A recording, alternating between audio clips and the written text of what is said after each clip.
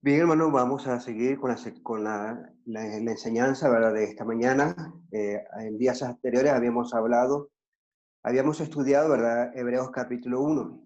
Llegamos ahora a Hebreos capítulo 2, el verso 1 hasta el versículo 4.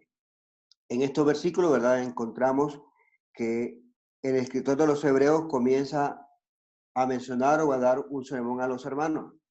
Este sermón, ¿verdad? Mencionado aquí es un sermón en el cual es una exhortación de ánimo que de igual manera nosotros quienes vamos a escuchar debemos de guardar y atesorar. El título de la lección, ¿verdad? Se llama Para que no nos deslicemos.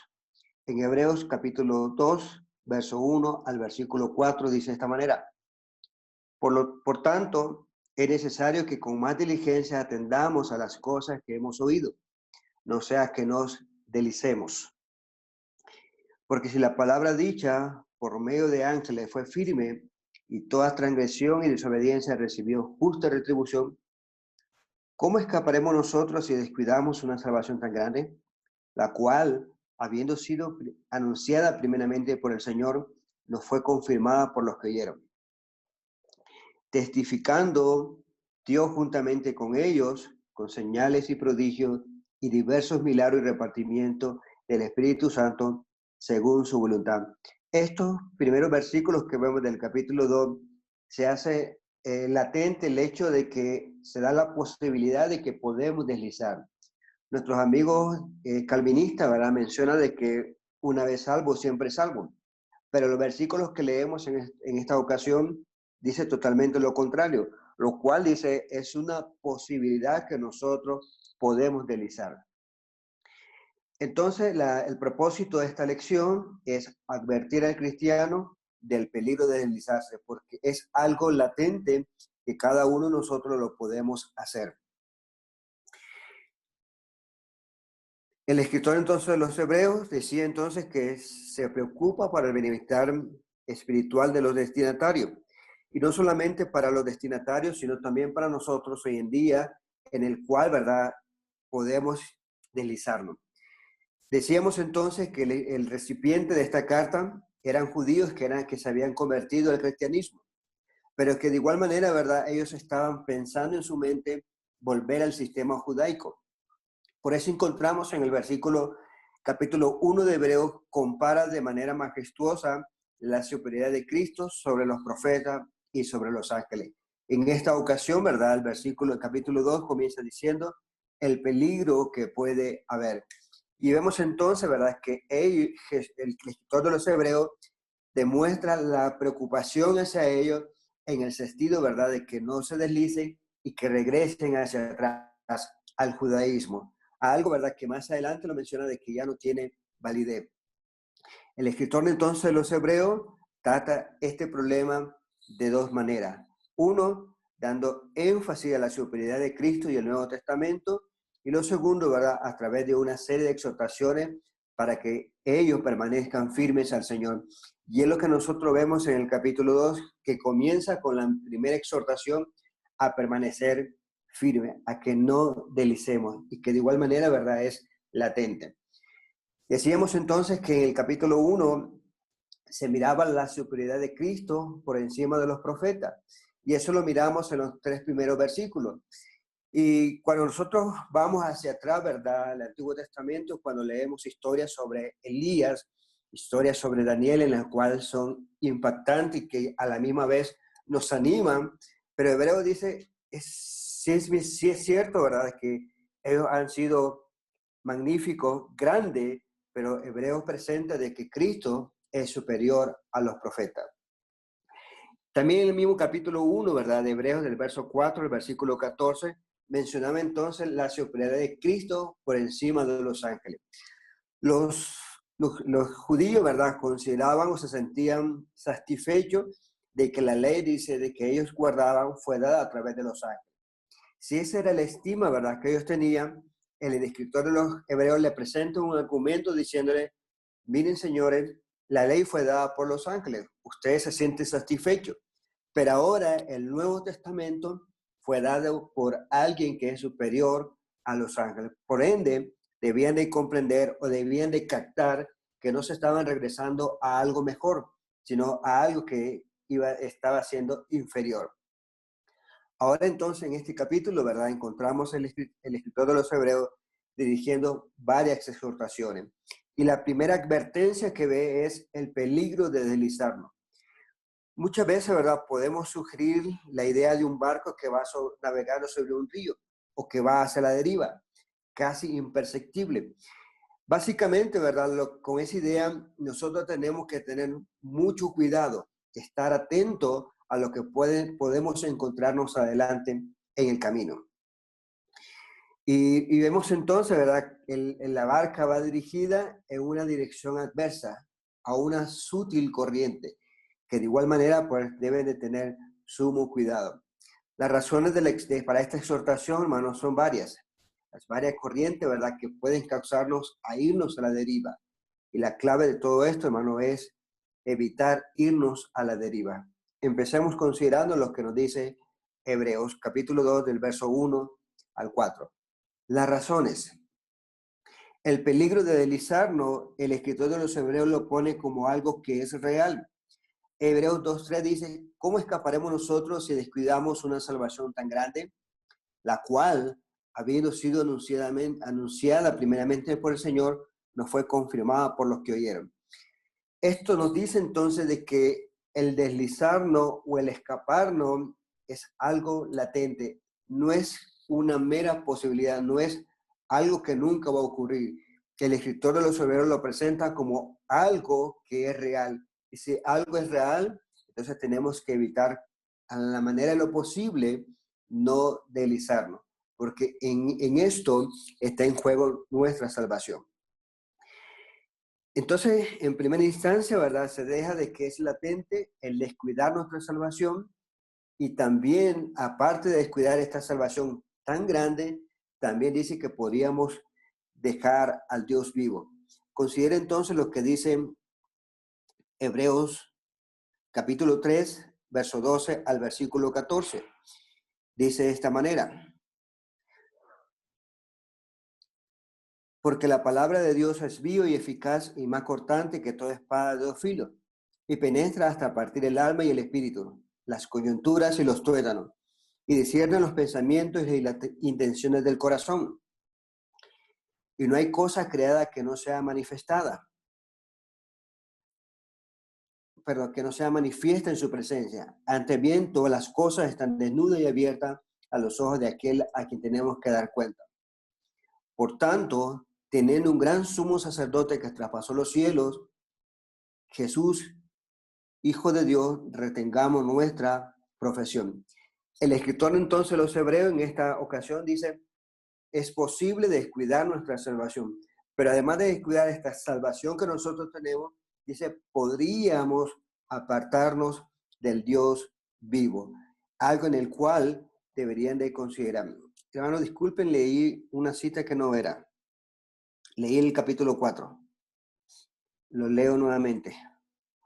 Mirad, hermanos, que no haya ninguno de vosotros corazón malo de incredulidad para apartarse del Dios vivo. Antes, exhortados los unos a los otros, entre tanto que se dice hoy, para que ninguno de vosotros se endurezca por el pecado. Porque somos hechos participantes de Cristo, con tal que retengamos firme hasta el fin nuestra confianza del principio. Este versículo dice que podemos apartarnos de Dios vivo. Antes dice, debemos de exhortarnos para que ninguno de estos perezca. Entonces también podríamos caer y estar en esa imposibilidad de renovarnos por medio del arrepentimiento. Muchos hermanos dicen, pues, como decía nuestro hermano Néstor Bermúdez, como es que decía, peco, rezo, empato y desempato. Creo que el hermano decía, bueno, peco, rezo mañana y desempato. Así es, peco, rezo y desempato.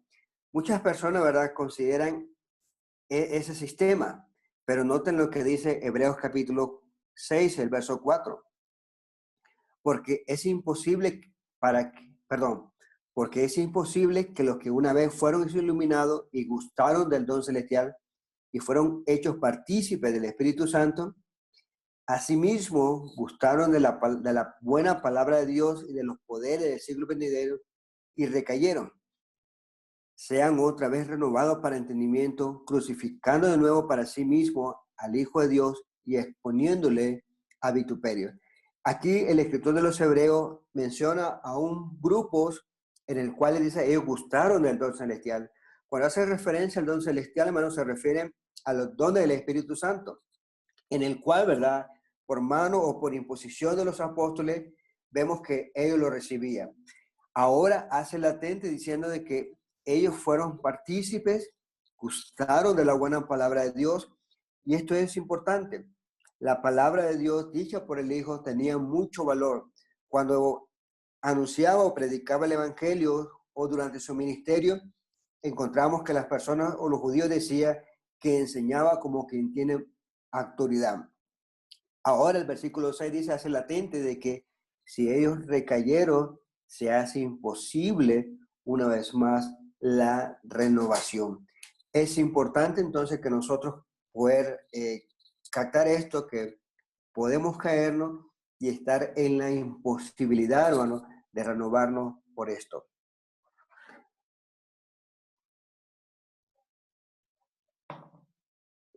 También el escritor de los Hebreos menciona de que podríamos caer a tal punto entonces que el sacrificio de Cristo dejara de estar disponible para nuestros pecados. Considero lo que dice Hebreos capítulo 10, versos 26 y 27. Dice de esta manera: porque si pecaremos voluntariamente después de haber recibido el conocimiento de la verdad, ya no queda más sacrificio por los pecados, sino una horrenda expectación de juicio y de hervor de fuego que ha de devorar a los adversarios. Aquí el escritor entonces menciona de que si pecáramos voluntariamente, lo que estaban haciendo los hermanos era de una manera deliberada o voluntaria regresarse hacia atrás. En otras palabras, el escritor le dice de que están pecando de manera voluntaria y ya no queda más sacrificio. Es decir, podemos tener ese peligro. Es posible entonces que un hijo de Dios que peca esté cerca de perderse. Eso es muy cierto en base a lo que nosotros encontramos del capítulo 2, del verso 1 al 4. Es decir, es posible estar en esa, en esa advertencia, digámoslo así. Si no fuera posible, ¿verdad?, que ninguno de nosotros nos perdamos, pues esta exhortación del escritor de en Hebreos capítulo 2, verso 1 al 4, pues no tendría sentido. Consideramos otro punto que se nos menciona allí en este versículo. Hago referencia al capítulo 2 del 1 al 4. Y lo que consideramos ahí es lo siguiente: la dignidad. Eso significa, hermano, de quién o a través de Dios nos ha hablado. Leíamos en los versículos o estudiábamos en los versículos capítulo 1, versos 1 y 2, de que en estos postreros días nos ha hablado por el Hijo, lo cual entonces nos decía de que Él era heredero de todo. Y no solamente esto, sino estudiamos en su momento que fue superior a los profetas, fue superior a los ángeles. Escritos también, entonces, se nos mencionaba en esos primeros versículos que era heredero de todas las cosas, tanto visibles como invisibles. Y también eso nos decía, ¿verdad?, que era el resplandor de su gloria. Esto significaba entonces, hermano, una expresión exacta de lo que Dios es. Cuando Dios habló a través de los ángeles, su palabra entonces que miramos, demostró firmeza. Y se nos dice Hebreos 2:2 que porque si la palabra dicha por medio de los ángeles fue firme y toda transgresión recibió justa retribución, el siguiente versículo es que se nos dice que, entonces, ¿cuánto más entonces cuando Él habla a través de sus hijos? Y miramos en los versículos anteriores, ¿verdad? La ley del Antiguo Testamento dada por los ángeles, la ley ahora dada para nuestros tiempos es dada a través de su Hijo, la cual entonces se nos indicaba que era superior a los ángeles. Si la ley anterior, dada a través de los ángeles, fue firme y todos aquellos que pecaron recibieron justa castigo, cuanto más nosotros, que ahora pues Dios ha hablado a través del Hijo. Su palabra entonces nos demuestra firmeza. ¿Acaso toda transgresión y desobediencia recibirá su justo castigo? ¿Nos atreveremos nosotros a descuidar la palabra de Dios dada a través de su Hijo Jesucristo?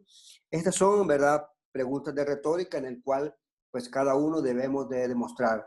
Y nosotros y cada uno en particular debemos de pensar y meditar en esa palabra dada para nuestro tiempo, que fue dada a través de su Hijo. La confirmación. Esto significa, ¿verdad?, de que la palabra de Dios, además de ser dada por o mencionada a través de su Hijo, también dice que recibió una confirmación. Esta confirmación, dice, fue dada por Jesucristo y además también por sus apóstoles. Capítulo 2 de Hebreos dice, al finalizar, dice, a la cual, habiendo sido anunciadamente por el Señor, nos fue confirmada por los que oyeron. Los apóstoles entonces fueron testigos oculares. Cuando nosotros hacemos recordatorio, cuando iban a reponer el carro que dejó Judas, uno de los requisitos fue que fuese testigo, uno, desde el bautismo de Juan hasta su ascensión. De tal manera, ¿verdad?, que la persona que escogieron en lugar de Judas fue Matías, cubría de manera capaz y cabal los requisitos que se estaban demandando. En otras palabras, los apóstoles fueron testigos oculares que trataron de enseñarnos a través de la inspiración del Espíritu Santo las enseñanzas de Jesús.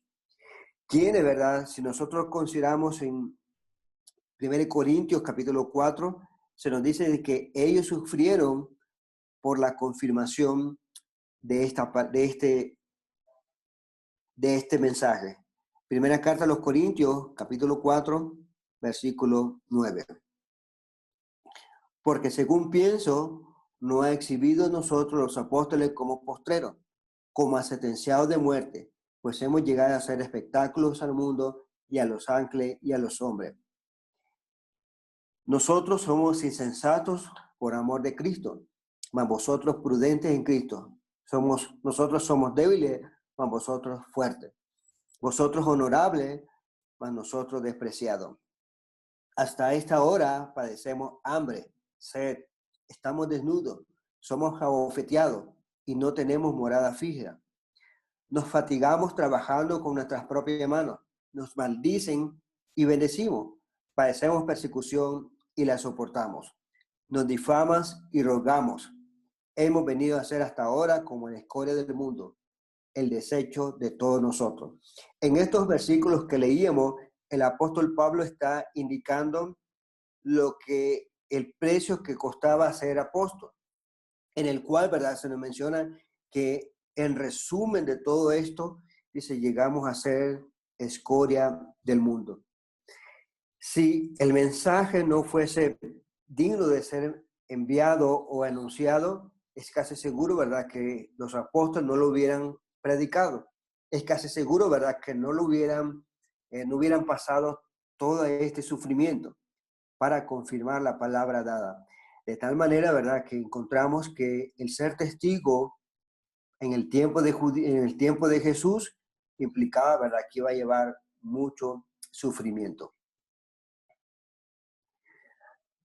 Y más aún, la palabra, la cual hoy recibimos o la tenemos, también dice que fue confirmada por Jesucristo.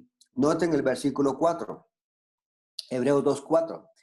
Testificando Dios juntamente con ellos, con señales y prodigios, y diversos milagros, y repartimiento del Espíritu Santo según su voluntad. Además de ello, esta palabra por la cual nosotros tenemos, dice que fue testificando Dios juntamente con ellos.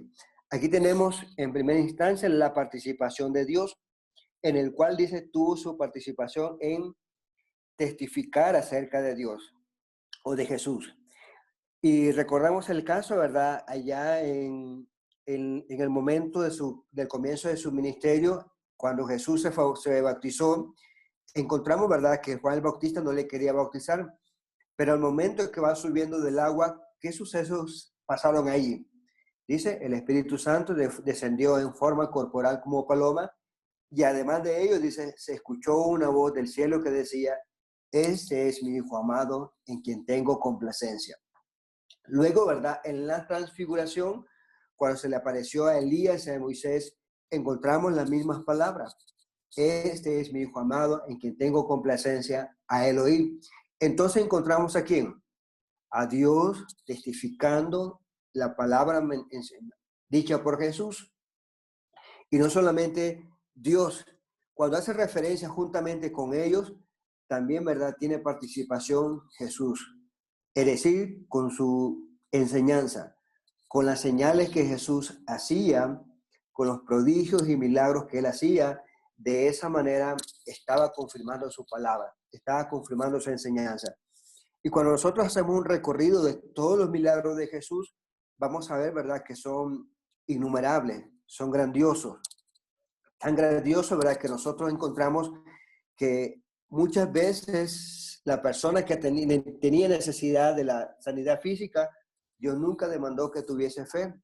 Muchas veces Jesús sanaba a la persona no estando presente ante Jesús, lo hacía por intermediario de otro.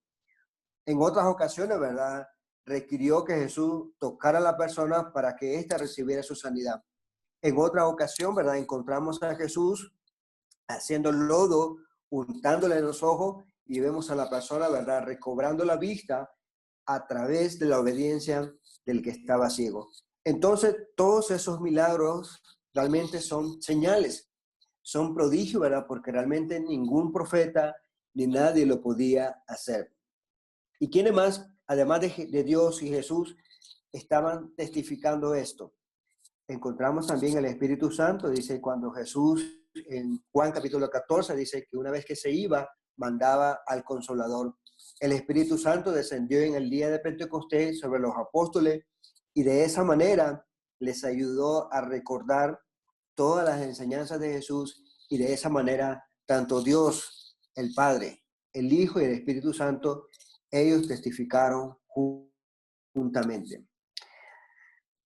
Miremos en Juan capítulo 10, versos 37 y 38.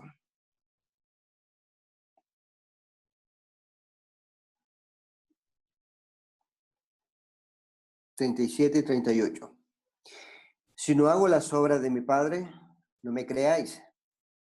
Mas si las hago, aunque no me creáis a mí, creed a las obras, para que conozcáis y creáis que el Padre está en mí y yo en el Padre.